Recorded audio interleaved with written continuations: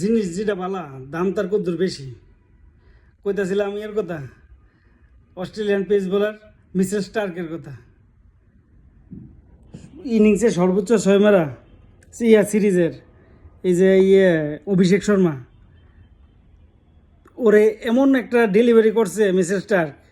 এগুলো পেস বোলারের কি বলে স্বপ্নের ডেলিভারি, একবারে চমৎকার। বলটা কিন্তু পড়ছিল মিডল স্টাম্পে, এটা যে পিচ করে যে এটা অফ স্টাম্পে গিয়ে আঘাত আনবো এটা কিন্তু বুঝতে ছিল না।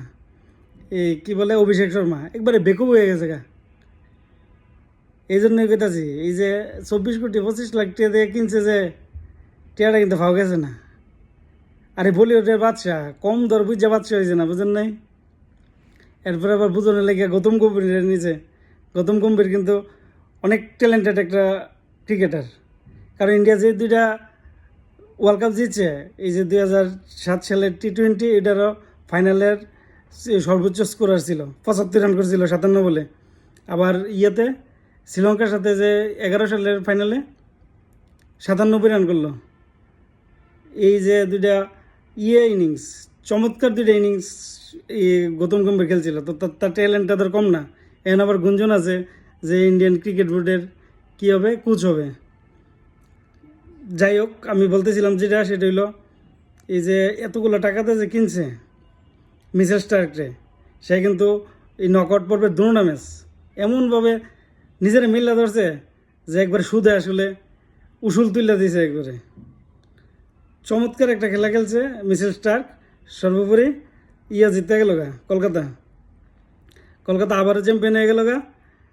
আর কি কয়, হায়দ্রাবাদ এত দুর্দান্ত খেলতেছিল টুর্নামেন্টত, 6 ওভারে 125 রানের রেকর্ডও আছে তার। যে অভিষেক শর্মা করেছিল 10 বলে 40, আর কত বলে 36 না, আর 26 বলে 84 করছিল টাবিসেট। এরা যে খানাই পেল না। পক্ষান্তরে কী হইলো যে একবারে টুর্নামেন্টটা থেকে এত ভালো খেললেও ফাইনাল ম্যাচে এসে একবারে যে একটা অবস্থা হয়েছে। আরে একটা সময় তো মনে হইতেছিল কলকাতার বলাররা এমন করতেছে যে কইতেছে কলকাতার অধিনায়করে যে শেষ ভাই আমারে বল দে কেমন উইকেট নিয়ে লাগে আমি দিই। এই জন্যই তো কী করছে, এই আন্দ্রে রাসেল শেষে দিয়ে 3টা উইকেট লিয়ে নিল টপাটপ। বল কিন্তু অনেক পরে আইছে আন্দ্রে রাসেল আক্রমণে, সচরাচর পরেই আইয়াতে গেম প্ল্যান অনুসারে।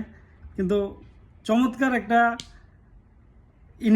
বোলিং ইনিংস খেললো, এবং ব্যাটিংয়ের দিক দিয়েও কলকাতা দুর্দান্ত করলো। যদিও সুনীল নারায়ণ আজকে ভালো করে নাই, কিন্তু শ্রেয়াস আয়ার আর এই যে আফগানিস্তানের প্লেয়ারটা, এরা তো স্টার্টিংটা দিছে একবারে মার্কাটা। পক্ষান্তরে কী হলো, এই 10 ওভার 3 বললেই জিতা গেল গা।